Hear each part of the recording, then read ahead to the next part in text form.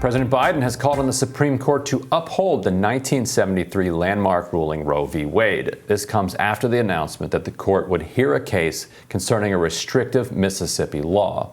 We have new HarrisX data that gauges voters' views on the right to abortion. Let's take a look.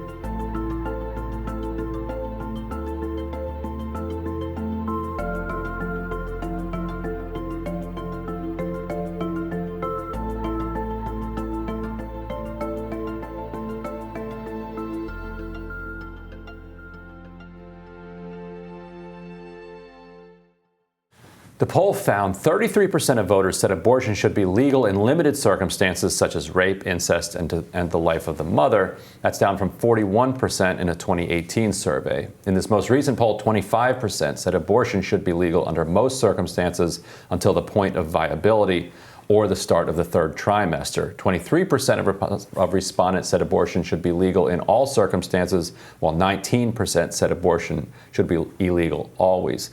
Let's take a quick look at this by party breakdown. 38% of GOP voters said abortion should be legal in limited circumstances, down from 51% in 2018. Majorities of voters across party lines said abortion should be legal in certain circumstances, while Democrats and independents were more likely to say it should be legal in all cases, and Republicans were more likely to say it should always be legal. Alyssa, what's your read on this?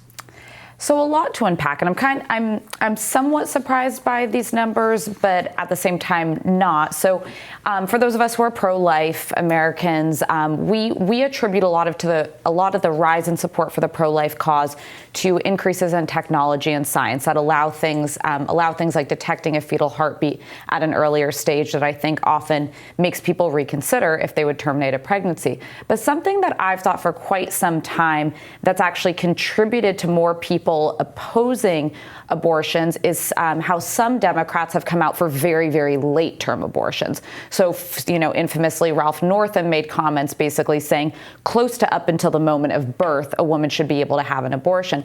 The question that I would pose to you based on this data, because it is kind of all over the map, and I'm actually surprised by how many Republicans are open to abortion in some situations.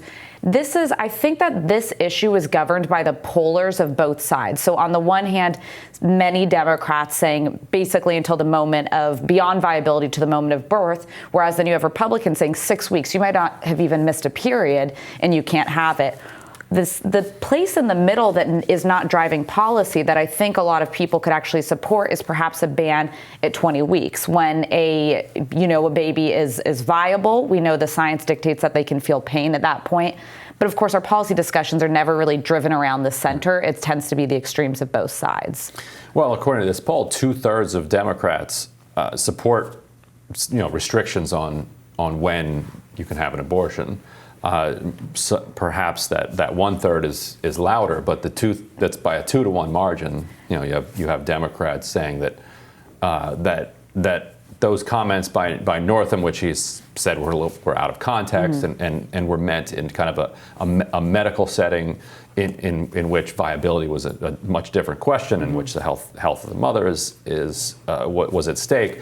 That people. That Democrats are not actually this like abortion on demand at all times kind of party, and the actual misunderstanding of public opinion is that most of the country is pro-choice in most circumstances.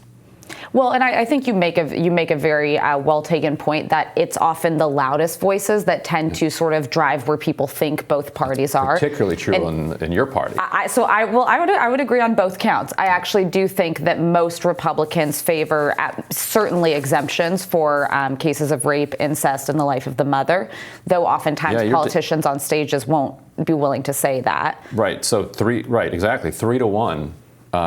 By a 3-to-1 margin, Republicans are supportive of abortion rights in some cases. In some cases, 1 out of 10 are supportive in all cases. That's got to be your libertarian base that you got in there.